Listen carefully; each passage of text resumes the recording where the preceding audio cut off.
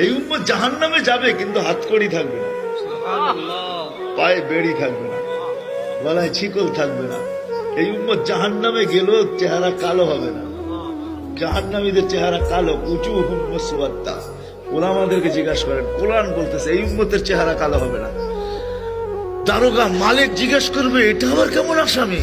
হাতকড়ি নাই, বেড়ি নাই, গলায় ছিকল নাই, চেহারা ঝকঝকে, ভুলে কি চলে আসলো নাকি? আল্লাহ জবাব দিবে, মালিক আমার বন্ধুর উম্মত, খবরদার। জিজ্ঞেস করবে, হাতকড়ি নাই কেন আল্লাহ?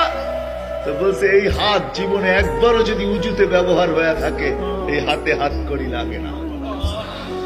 পায়ে বেড়ি নাই, যেই পাও জীবনে একবারও আমার ঘরের দিকে হাইটা গেছে, ওই পায়ে বেড়ি লাগে না মালিক। বলে, চেহারা কালো হয় না কেন? বলে, যেই কপাল একবার আমার কুদরতি পায়ে লাগছে, ওই চেহারা কোনোদিন কালো হয় না। ওই গলায় কোনোদিন বেড়ি লাগে না।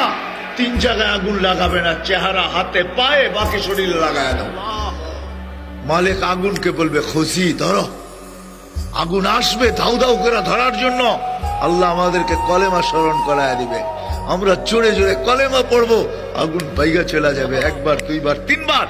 মালিক রাগ হয়ে আগুনের উপরে কোড়া চার্জ করবে, লাঠি চার্জ করবে। ধরিস না কেন? বারবার বলতেছি, ধরিস না কেন? আগুনের জবান খুলে যাবে, বলবে, লাইসালি সুলতান আলা মান ক্বালা লা ইলাহা ইল্লাল্লাহ মুহাম্মাদুর রাসূলুল্লাহ। এই কলেমা যে পড়ে তাকে ধরার ক্ষমতা আমার নাই, তুমি ধরো।